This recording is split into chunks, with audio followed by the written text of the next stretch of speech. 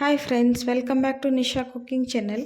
ನಾನು ನೋಡ್ರಿ ಇವತ್ತು ನಮ್ಮ ಉತ್ತರ ಕರ್ನಾಟಕದ ಸ್ಪೆಷಲ್ ಆದಂತಹ 2 ತರಹದ ಚಟ್ನಿ ಪುಡಿ ರೆಸಿಪಿನ ನಿಮ್ಮ ಜೊತೆ ಶೇರ್ ಮಾಡ್ತಾ ಇದ್ದೀನಿ. ಹೇಗೆ ಮಾಡೋದಂತ ನೋಡ್ಕೊಳ್ರಿ. ಈಸಿಯಾಗಿ ನೀವು ಕೂಡ ಇದೇ ಥರ ಮನೆಯಲ್ಲಿ ಮಾಡ್ಕೊಂಡು ತಿಂದು ನೋಡ್ರಿ.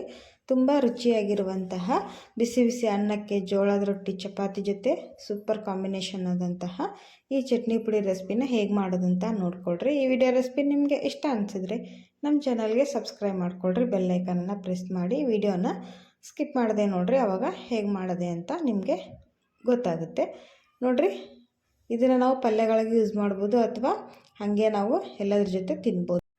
ಇಲ್ಲಿ ನೋಡಿ, ನಾನು ಈ ಚಟ್ನಿ ಪುಡಿನ ತಯಾರಿಸೋದಕ್ಕೆ ಗುರಾಳನ್ನು ಬಳಸ್ತಾ ಇದ್ದೀನಿ. ಅಂದರೆ ಇವತ್ತು ಗುರಾಳ ಚಟ್ನಿ ಪುಡಿ ಅಥವಾ ಪಲ್ಯ ಪುಡಿನ ಮಾಡಿ ತೋರಿಸ್ತಾ ಇದ್ದೀನಿ. ಎರಡನ್ನೂ ಮಾಡ್ತಾಯಿದ್ದೀನಿ ನೋಡಿರಿ. ಇಲ್ಲಿ 1/4 kg ಅಷ್ಟು ಗುರಾಳನ್ನು ತೊಗೊಂಡಿದ್ದೀನಿ.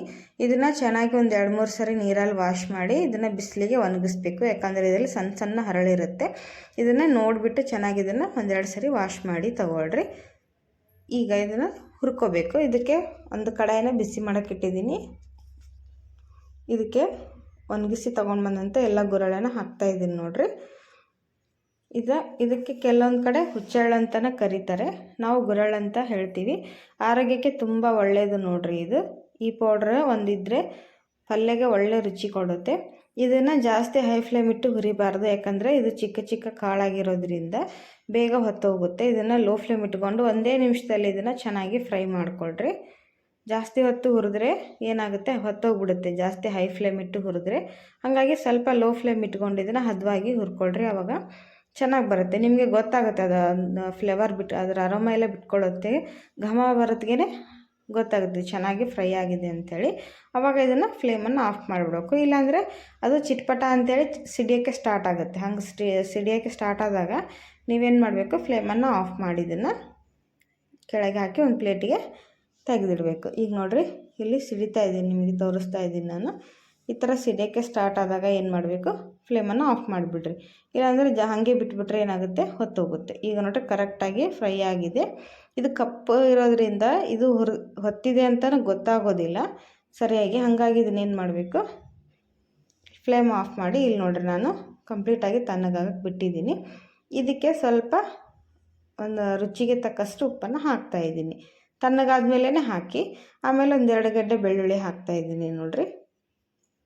ಈಗ ಇದನ್ನು ಮಿಕ್ಸರ್ ಜಾರಿಗೆ ಟ್ರಾನ್ಸ್ಫರ್ ಮಾಡೋಣ. ಗುರಳ್ ಮಾತ್ರ ಕಂಪ್ಲೀಟಾಗಿ ತಣ್ಣಗಾಗಿರಬೇಕು, ಆದರೆ ಚೆನ್ನಾಗಿ ಬರುತ್ತೆ ಪೌಡ್ರ್. ಇದನ್ನು ಈಗ ನೈಸಾಗಿ ಗ್ರೈಂಡ್ ಮಾಡ್ಕೊಂಬರೋಣ. ಪೌಡ್ರ್ ರೀತಿ ನೋಡಿ ಈ ಥರ ಗ್ರೈಂಡ್ ಮಾಡಬೇಕು. ಇದನ್ನು ತರಿಯಾಗಿ ಮಾಡೋಕ್ಕೆ ಹೋಗ್ಬೇಡ್ರಿ, ನೈಸಾಗಿ ಗ್ರೈಂಡ್ ಮಾಡಿರಿ. ಆವಾಗ ಪಲ್ಯ ಒಳ್ಳೆ ರುಚಿಯಾಗಿರುತ್ತೆ ನೋಡಿರಿ. ಈ ಥರ ಫೈನಾಗಿ ಗ್ರೈಂಡ್ ಆಗಬೇಕು. ಫೈನ್ ಪೌಡ್ರಾಗಿ ಎಷ್ಟು ಫೈನಾಗಿ ಮಾಡ್ಕೊತೀರೋ ಅಷ್ಟು ಟೇಸ್ಟಿಯಾಗಿರುತ್ತೆ ನೋಡಿರಿ. ಈ ಬೆಳ್ಳುಳ್ಳಿ ಹಾಕೋದ್ರಿಂದ ಪಲ್ಯಗೂ ಸಹಿತ ಒಳ್ಳೆ ರುಚಿ ಕೊಡುತ್ತೆ ಇದು ಪೌಡ್ರು. ಇದು ಪಲ್ಯ ಪೌಡ್ರ್ ನೋಡಿರಿ. ಇದು ಸಪ್ಪಂದು ಇದಕ್ಕೇನು ಹಾಕೋಂಗಿಲ್ಲ, ಬೆಳ್ಳುಳ್ಳಿ ಉಪ್ಪು ಅಷ್ಟೇ ಹಾಕಿದ್ದೀನಿ. ಇದನ್ನು ಇವಾಗ ಒಂದು ಬೌಲಿಗೆ ಹಾಕಿ ತೆಗಿತೀನಿ ನಾನು ನೋಡಿರಿ. ಇಷ್ಟು ಫೈನ್ ಆದರೆ ಸಾಕು. ಈಗ ಇದರಿಂದ ಚಟ್ನಿ ಪುಡಿ ಮಾಡೋದನ್ನು ತೋರಿಸ್ತಾ ಇದ್ದೀನಿ. ಮತ್ತು ಇಲ್ಲಿ ನೋಡಿರಿ, ಮತ್ತು ಒಂದು 1/4 kg ಅಷ್ಟು ಗುರಳನ್ನು ತೊಗೊಂಡಿದ್ದೀನಿ. ಇದನ್ನು ಸಹಿತ ಚೆನ್ನಾಗಿ ಇದನ್ನು ವಾಶ್ ಮಾಡಿ ತೊಗೊಳ್ರಿ. ಫಸ್ಟ್ ಹೇಳ್ದಂಗೆ ಇದನ್ನು ಸಹಿತ ಈಗ ಫ್ರೈ ಮಾಡ್ಕೊಳ್ಳೋಣ. ಈ ಗುರಳನ್ನು ಸಹಿತ ಅದೇ ಕಡಾಯಿಗೆ ಹಾಕ್ತಾಯಿದ್ದೀನಿ ನಾನು. ಹಾಕಿ ಇದನ್ನು ಚೆನ್ನಾಗಿ ಫ್ರೈ ಮಾಡಿಕೊಳ್ರಿ. ಇದನ್ನು ಸಹಿತ ಅಷ್ಟೇ ಮೊದಲು ತೋರಿಸಿದ್ವಲ್ಲ ಅದೇ ರೀತಿ ಚೆನ್ನಾಗಿ ಲೋ ಫ್ಲೇಮ್ ಇಟ್ಕೊಂಡು ಫ್ರೈ ಮಾಡಿಕೊಳ್ರಿ. ಹೀಗೆ ಹುರಿದು ಹಾಕೋದ್ರಿಂದ ತುಂಬ ರುಚಿಯಾಗಿರುತ್ತೆ. ಆಮೇಲೆ ಟೇಸ್ಟ್ ಕೂಡ ಸೂಪರಾಗಿರುತ್ತೆ ನೋಡಿರಿ. ಇದು 1-2 ನಿಮಿಷ ಇದನ್ನು ಫ್ರೈ ಮಾಡಿಕೊಡ್ರಿ ಮೊದಲಿನ ಥರನೇ ನೋಡಿರಿ. ಕೈ ಬಿಡಬಾರ್ದು, ಕೈ ಬಿಡಲಾರ್ದಂಗೆ ತಿರುಗಿಸಿ ಇದನ್ನು ಚೆನ್ನಾಗಿ ಹುರ್ಕೊಳ್ರಿ. ಆವಾಗ ಚೆನ್ನಾಗಿ ಫ್ರೈ ಆಗುತ್ತೆ. ಇಲ್ಲಾಂದರೆ ಹೊತ್ತೋಗೋ ಚಾನ್ಸ್ ಇರುತ್ತೆ. ನಾನು ಹೇಳ್ದಂಗೆ ಇದು ತುಂಬ ತೆಳ್ಳಗಿರೋದ್ರಿಂದ ಬೇಗ ಹೊತ್ತೋಗುತ್ತೆ. ಲೋ ಫ್ಲೇಮ್ ಇಟ್ಕೊಂಡು ಚೆನ್ನಾಗಿ ಇದನ್ನು ಫ್ರೈ ಮಾಡಿಕೊಳ್ರಿ. ಇದೆಷ್ಟು ಹದವಾಗಿ ಹುರಿತೀರೋ ಅಷ್ಟು ರುಚಿ ಹೆಚ್ಚಾಗಿ ಬರುತ್ತೆ ನೋಡಿರಿ. ಇಷ್ಟು ಹುರಿದ್ರೆ ಸಾಕು. ಇದನ್ನು ಸಹಿತ ಈಗ ಒಂದು ಬೌಲಿಗೆ ಹಾಕಿ ನಾನು ಕಂಪ್ಲೀಟಾಗಿ ತಣ್ಣಗಾಗಕ್ಕೆ ಬಿಡ್ತೀನಿ.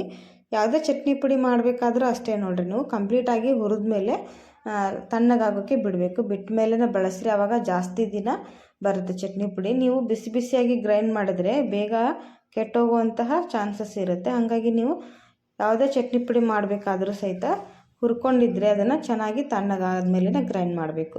ಇಲ್ಲಿ ನೋಡಿರಿ ಕಂಪ್ಲೀಟಾಗಿ ತಣ್ಣಗಾಗಿದೆ. ಈಗ ಮಿಕ್ಸರ್ ಜಾರಿಗೆ ಹಾಕ್ತಾಯಿದ್ದೀನಿ ನಾನು. ಇದಕ್ಕೆ ನೋಡಿರಿ ಮೊದಲೇನು ಗ್ರೈಂಡ್ ಮಾಡಿದ್ದು ಅದೇ ಮಿಕ್ಸರ್ ಜಾರಿಗೆ ಹಾಕ್ತಾಯಿದ್ದೀನಿ. ಸ್ವಲ್ಪ ಇದಕ್ಕೆ ರುಚಿಗೆ ತಕ್ಕಷ್ಟು ಉಪ್ಪನ್ನು ಹಾಕ್ರಿ. ಆಮೇಲೆ ಇದನ್ನು ಹೀಗೇ ಗ್ರೈಂಡ್ ಮಾಡಿ ತೊಗೊಂಡು ಬರ್ತೀನಿ ನಾನು. ಫಸ್ಟು ಉಪ್ಪು ಅಷ್ಟೇ ಹಾಕಿ ಗ್ರೈಂಡ್ ಮಾಡಿದ್ದೀನಿ ನೋಡಿರಿ. ಇದನ್ನು ಸಹಿತ ಅಷ್ಟೇ ಫೈನಾಗಿ ಗ್ರೈಂಡ್ ಮಾಡಬೇಕು, ತರಿಯಾಗಿ ಮಾಡಬಾರ್ದು. ಇಲ್ಲಿ ನೋಡಿರಿ ಈ ಥರ ಫೈನಾಗಿ ಗ್ರೈಂಡ್ ಮಾಡಿದ್ದೀನಿ ನೋಡಿರಿ, ಕಾಣಿಸ್ತಾ ಇರ್ಬೋದು.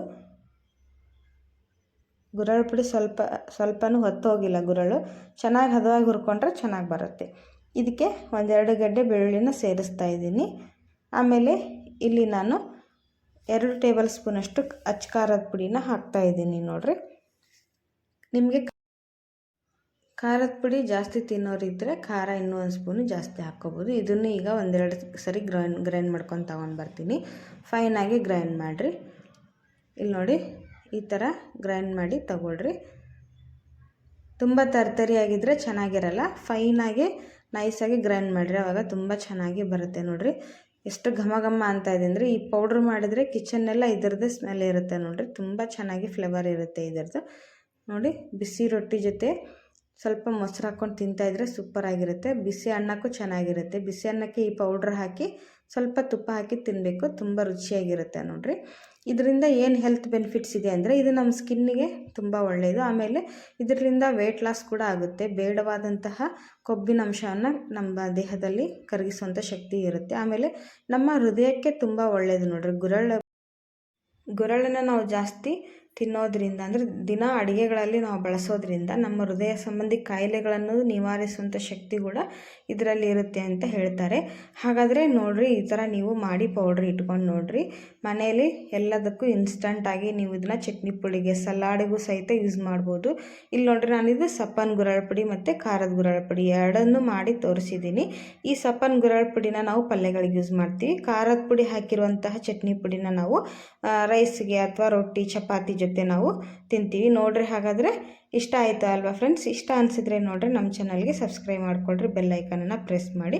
ವಿಡಿಯೋನ ಸ್ಕಿಪ್ ಮಾಡಿದೆ ನೋಡಿ. ವಿಡಿಯೋಗೆ ಲೈಕ್ ಕೊಡೋದನ್ನು ಮರೆಯೋಕ್ಕೆ ಹೋಗಬೇಡ್ರಿ. ಇಷ್ಟ ಅನಿಸಿದ್ರೆ ಲೈಕ್ಸ್ ಮಾಡಿರಿ ನೋಡಿ. ಹಾಗಾದರೆ ಇವತ್ತೇ ನೀವು ಕೂಡ ಮಾಡ್ಕೊಂಡು ತಿನ್ನಿ ನೋಡಿರಿ. ವಿಡಿಯೋ ನೋಡೋದಕ್ಕೆ ಧನ್ಯವಾದಗಳು.